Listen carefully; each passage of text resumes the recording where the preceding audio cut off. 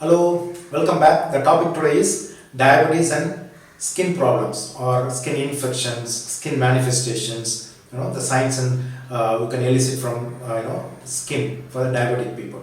Okay, so why diabetes you are talking? The topic is really because obesity leading to metabolic syndrome. Metabolic syndrome, the first and foremost is diabetes or hypertension, cholesterol, but first and foremost is diabetes. So what are the manifestations you can see as a diabetic in the skin?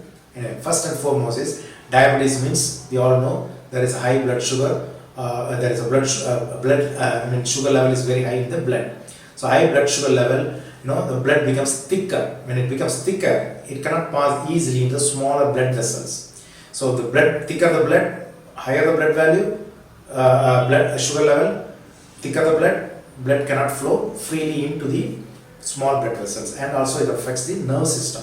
So when there is nerve and small blood vessel affected, the nutrition, oxygen, carbohydrates cannot reach the end organ, so that can get into infection or in some problem.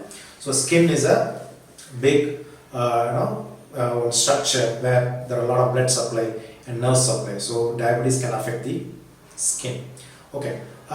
Generally, because of the immunity, the diabetic people, because of the infection, the immune level is low and the high blood sugar, they can get infection, especially opportunistic infections. So skin infections are very common in diabetic people. It can manifest as diabetes people have a very dry skin. They sweat a lot, but the skin is dry. The dry skin itself is prone for injuries. Even a small scratch get into infection.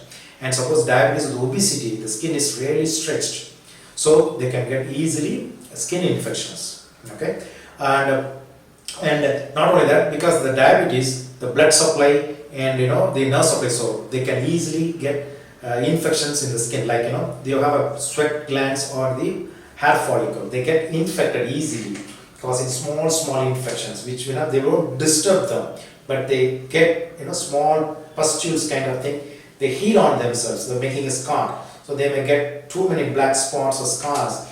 They're showing it's a sign of repeated skin infection, especially hair follicles. And not only that, they get, because of the back of the body, the skin is very thick, so they can easily, bigger pustules and bigger scars, bigger infections. And not only that, generally they can get blebs, the infection, the skin becomes infected, they get blebs generally with a pus inside.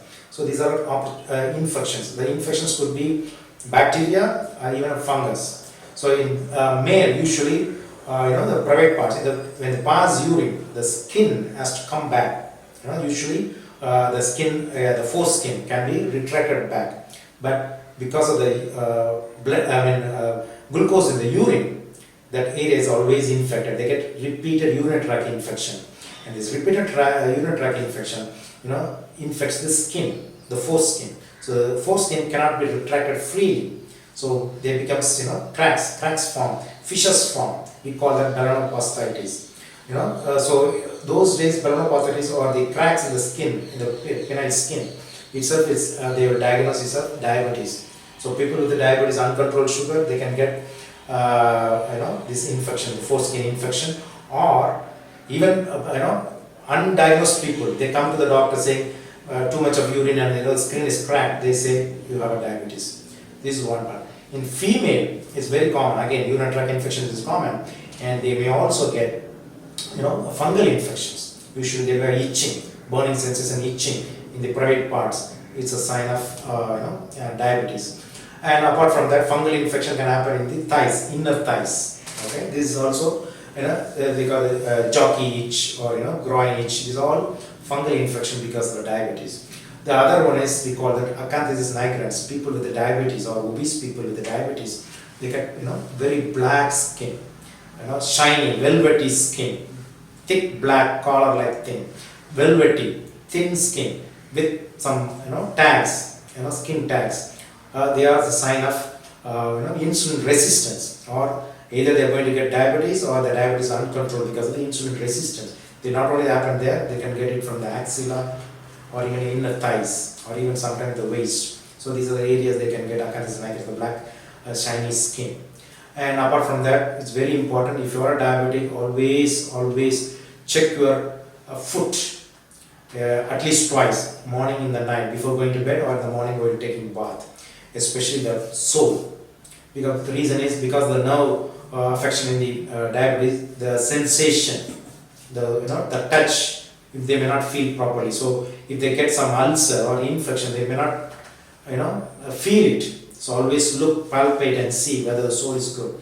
And not only that, very important thing is spread your toes.